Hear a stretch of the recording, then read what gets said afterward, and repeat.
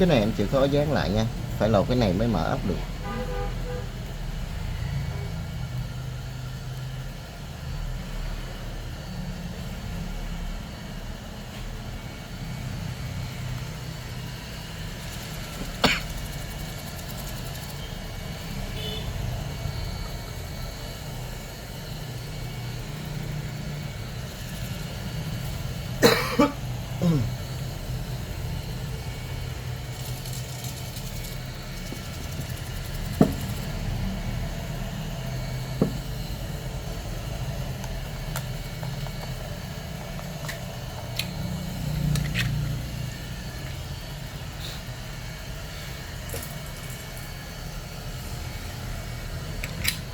Đi vô đi. Đi vô.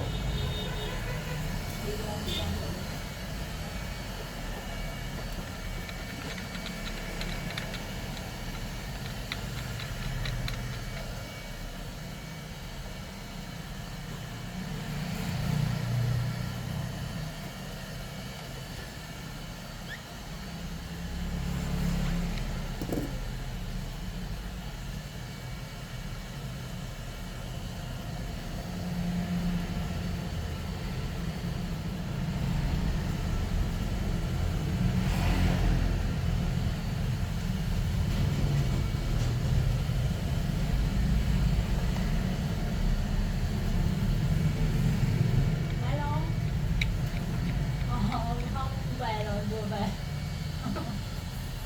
Em không về là gì hả?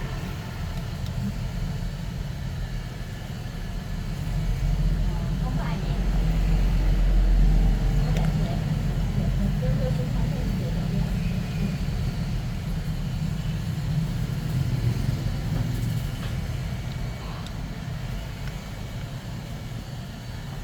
Sale có mà. Có.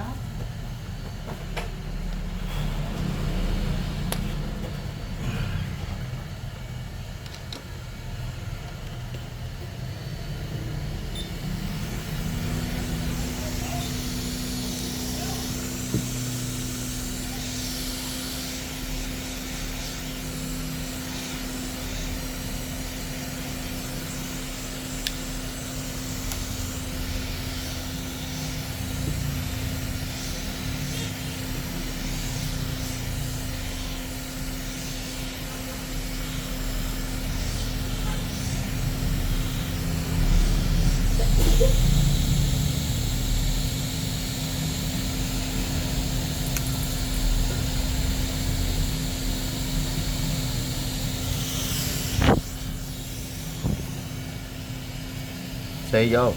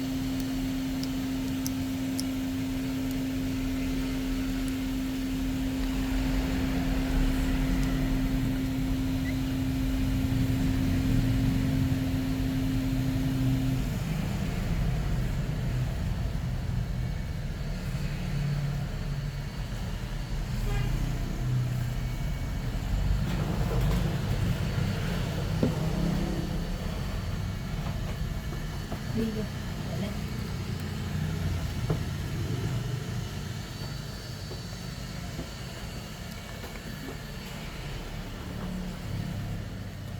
Tết có về không không em tìm mấy bảy em còn đi em hết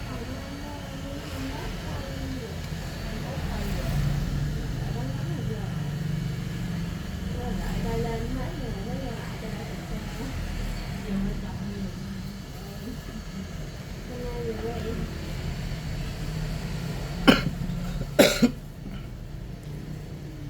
bữa giờ bật đồ trước nhà bữa giờ bật đồ cái ném đầu lấy cái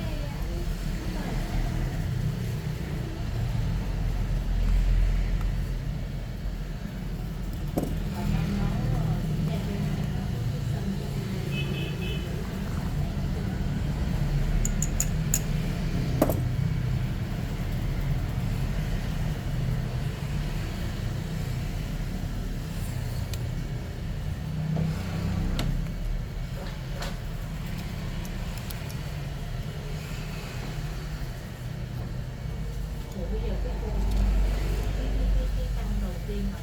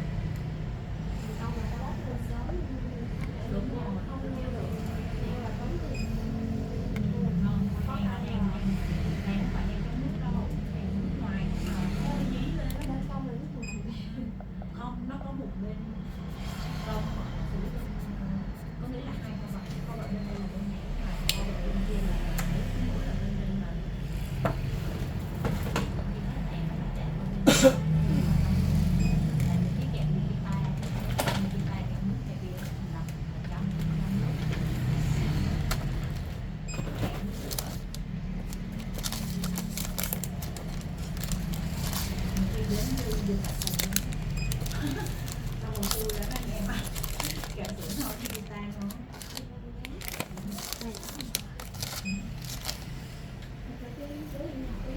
Vậy hả?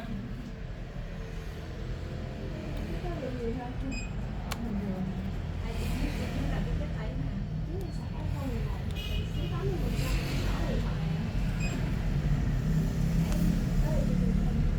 Tức là bán cái đó. Còn cái anh rơi thì bán cái xong rồi lấy sữa bán mua mới. Con này là đầu tiên sữa. Cái này thay thế chứ không phải sữa. Thay thế thôi, sữa có nghĩa là thay men. Pin xài, Men nó lỗi này kia, pin nó là cái chất mà pin xài phải chai thôi. giống như thay em đốt lửa cũng vậy, em đốt ngoài nó hết chất thì em phải thay thế mới thì pin nó cũng vậy. Pin là thay thế thôi, còn sữa là khi nào em đi vô nước nó lỗi thì sữa hoặc là nó đang xài thì nó mất nguồn luôn. Có thể là thay thế, ví dụ như này em nó hư thì em thay cái này thay thế đi chỉ có được vài Xin mật khẩu. con hậu em 2411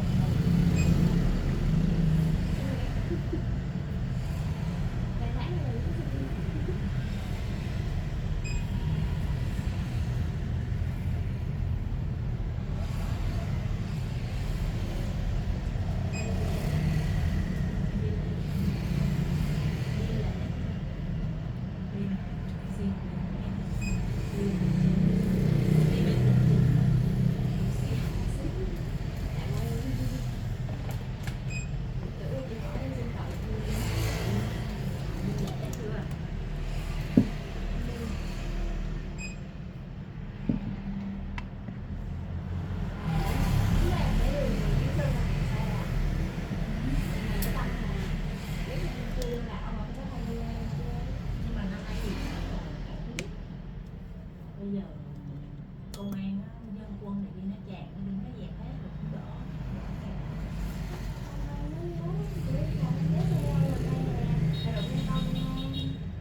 Vậy hả?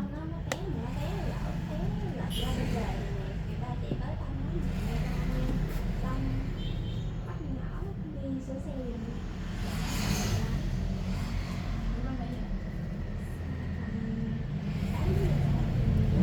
Có cái đó. Sao vậy? Mà xe ra hư, đợi xe ra đó để đi nắm. Không biết hả? Mà họ lỗi quá đó. Kệ, ủa đi thi rồi làm sao rồi? Con của công an. Rồi sao ổng ép bạn đi con sẽ ra tại vì xin chị Phương nữa phải không chị? Tại vì cái xe còn chạy thì là xe bả chạy Phải chết rồi. đúng rồi. Chồng em nó né thì Né thắng lại xong té lại bên kia xong cái là ra chạy một chiều tới thì ở đây thì cái này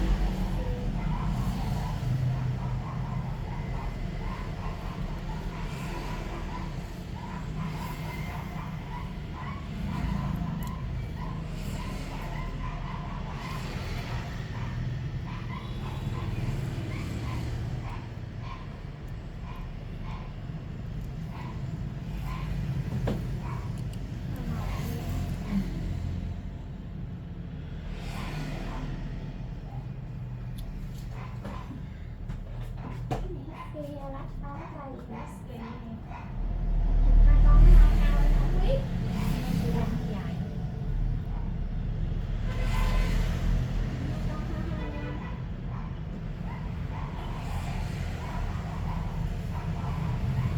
Bánh này chị thấy lạnh Lạnh quá mặt lạnh mà kiểu không dám mở quạt không dám mở máy lạnh luôn á. Lạnh quá thì vậy. để cái đống này tôi cảm Rồi vậy đó. thấy nó là lạnh không. Cháu thì nó bệnh nó sốt quá nhiều quá.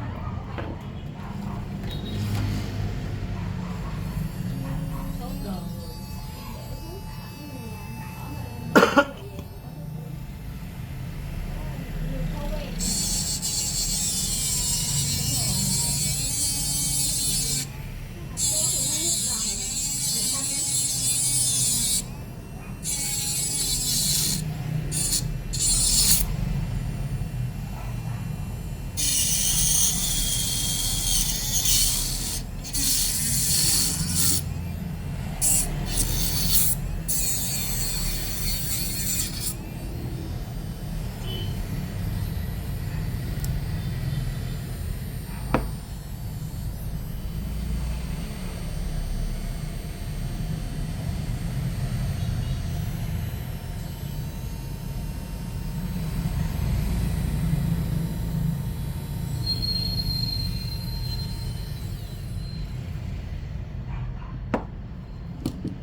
Thì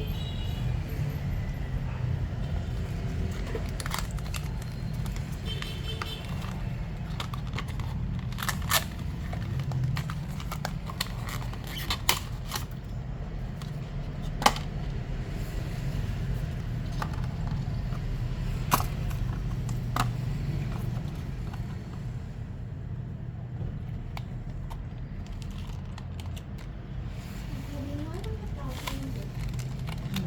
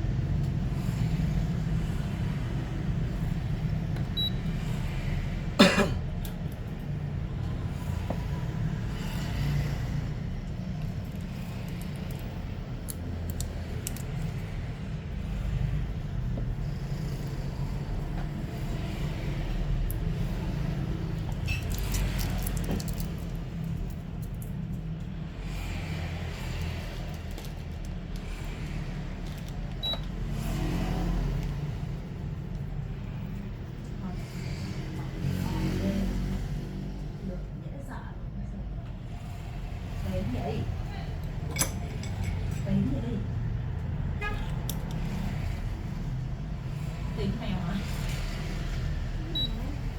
Mèo còn cắn nhau, nó cắn con mèo rồi chết luôn. Con mèo ở đây nó cũng chết chết chị luôn rồi. Hai con nó còn nhau đó. Ôi, một hết luôn đó, xong rồi rớt một con cắn một con. Con nó cắn một con chết rồi đâu. Lại đặt lại cái này. Con mèo nó cũng nhiều. Con cắn nhau. Cắn nhiều. Con gì nó dũng.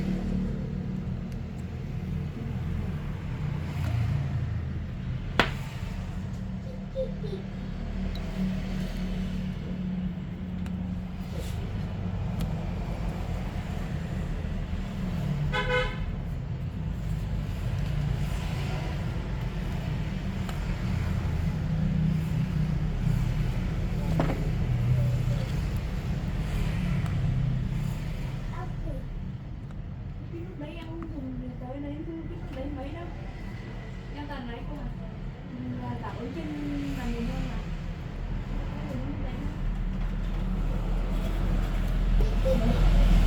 Nó lớn quá không ra.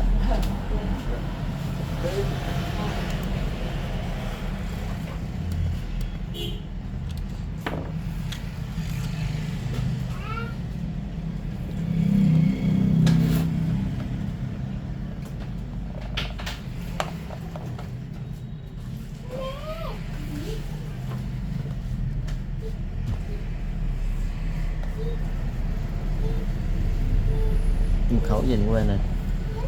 Mật khẩu gì anh quên nè. 41198 nhớ luôn tự dựa theo cái em vừa mới nói đó 7 tháng rồi Noel nhớ là dễ nhớ liền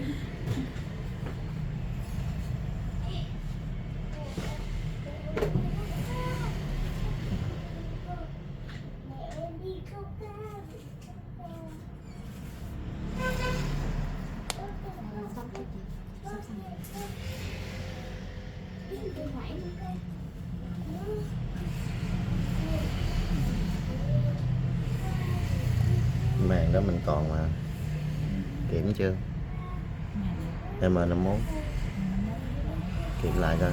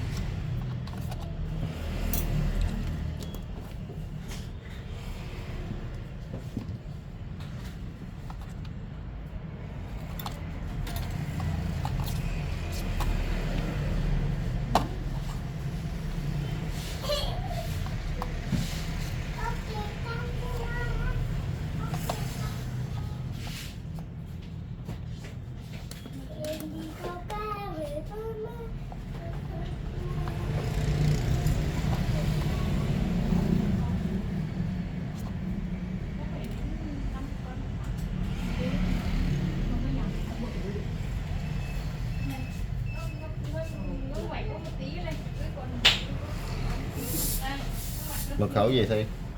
241198 không nhớ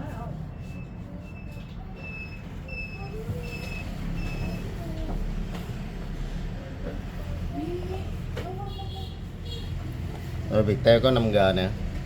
Mobi chưa có.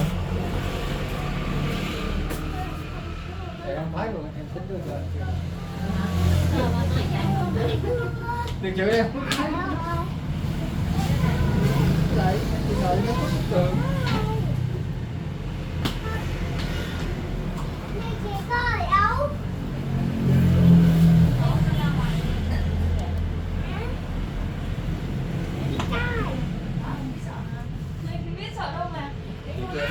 Nhỏ thì mình mất con chữa thôi.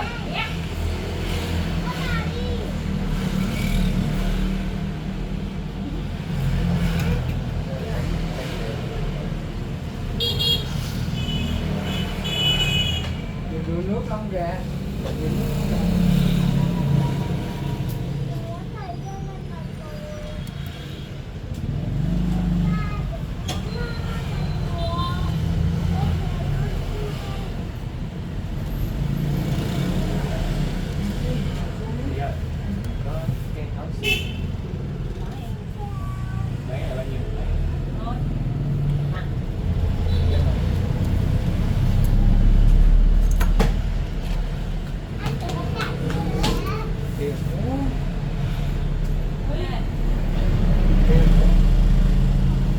Thôi nói mà rung luôn á. Thì nó lúc mà em đứng trong đó mà đầu rung nghe nó rung luôn á. Nhé. Cái gì quên đây? 241198 Hãy subscribe cho kênh Ghiền Mì Gõ để không bỏ lỡ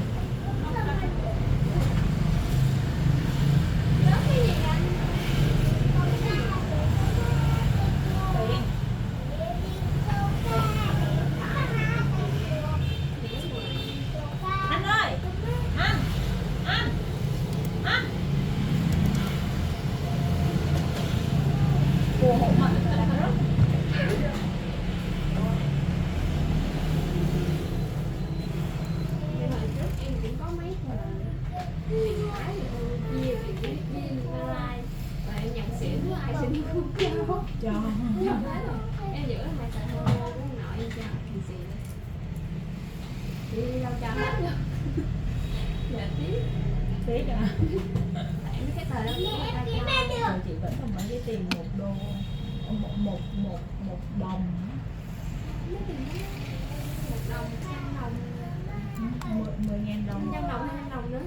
cái tiền mà 100.000 không hút nữa. Đâu biết thôi. Cái nữa rồi. Biết rồi. Cái này màn hình nó Kim nó cao.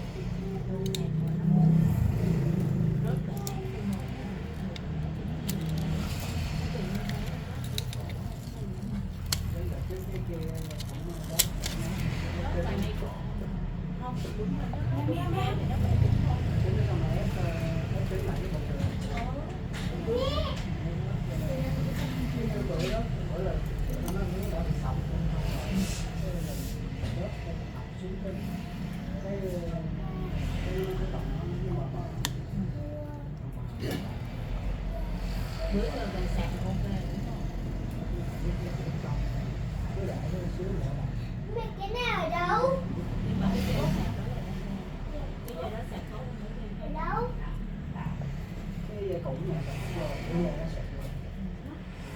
Cho nó đi tốt đi, không chậm đâu. Ở đâu? Nếu nó sạc dòng nó ok. Bây giờ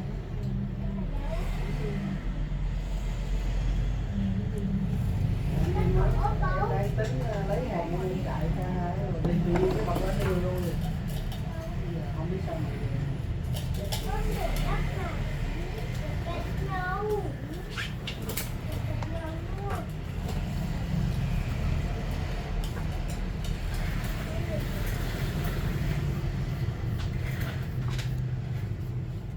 chị thấy có phải Có đâu? Mẹ con phải ốp rồi.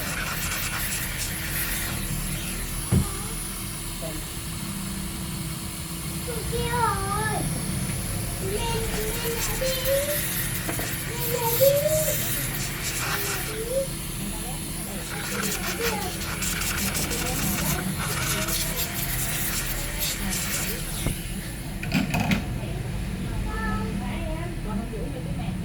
Em không lấy được. Em không hô cử em. em hỏi đang người ta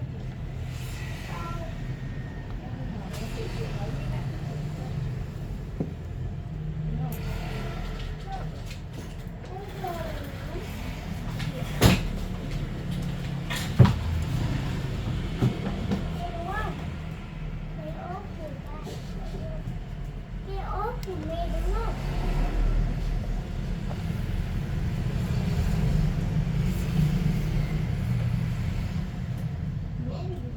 Mẹ đưa cho em.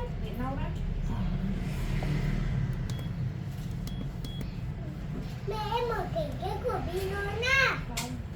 Mở cảnh cái của Pino bắt thử gấu. Có khu. Em mở cảnh cái của Pino. Em mở cảnh cái của Pino.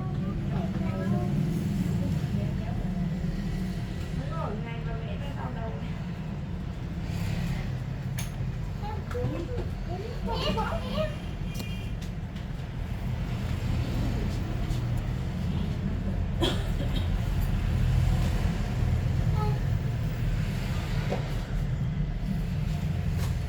được không?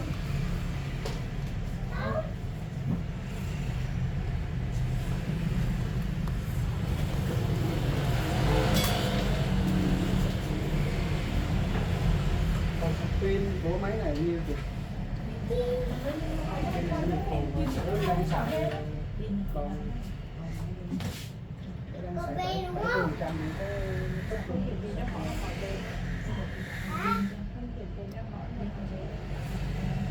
phê đúng là đi về đúng không? Thôi em thấy thầy đùa. Không ai bảo nào.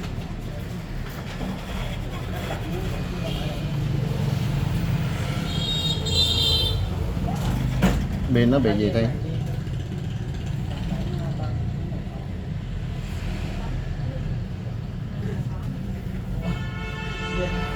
Quy nó kêu là phải lên Sài Gòn kiếm này thì chưa có.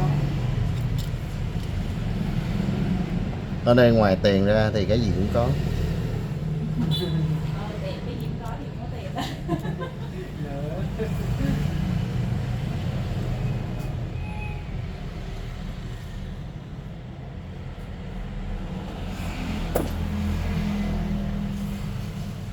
Cứ làm một chút em lên máy xuống nhà anh Tình đang nhậu với Ui dồi ôi, cái này là chủ nhật nào cũng vậy đó. không có gì đâu. Chút lát tầm khoảng 5 giờ em chạy.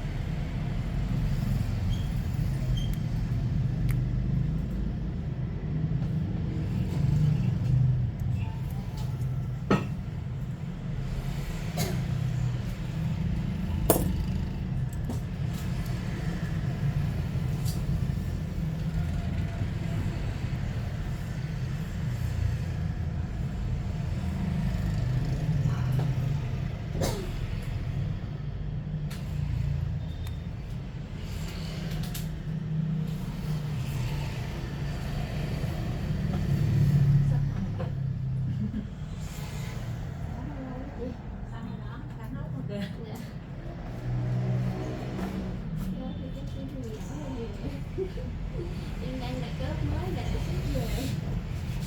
Sắp về.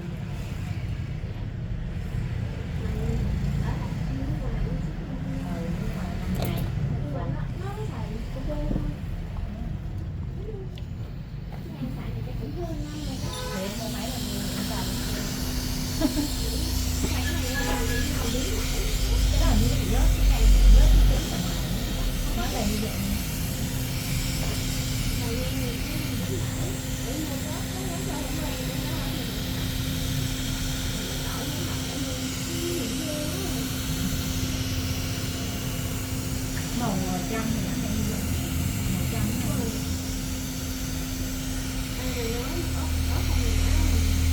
Nhẹ chứ.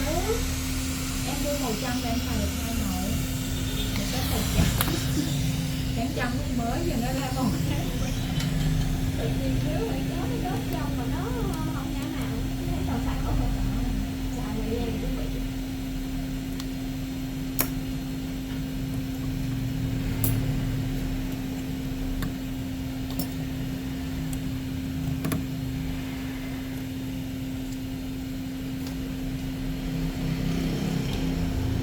Không.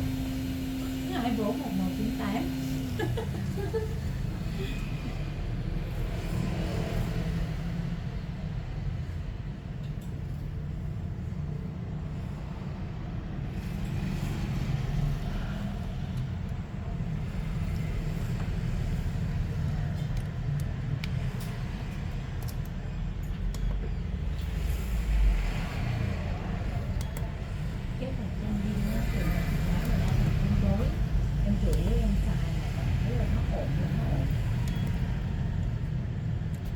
là tương đối thôi chứ không phải là tuyệt đối. Ok.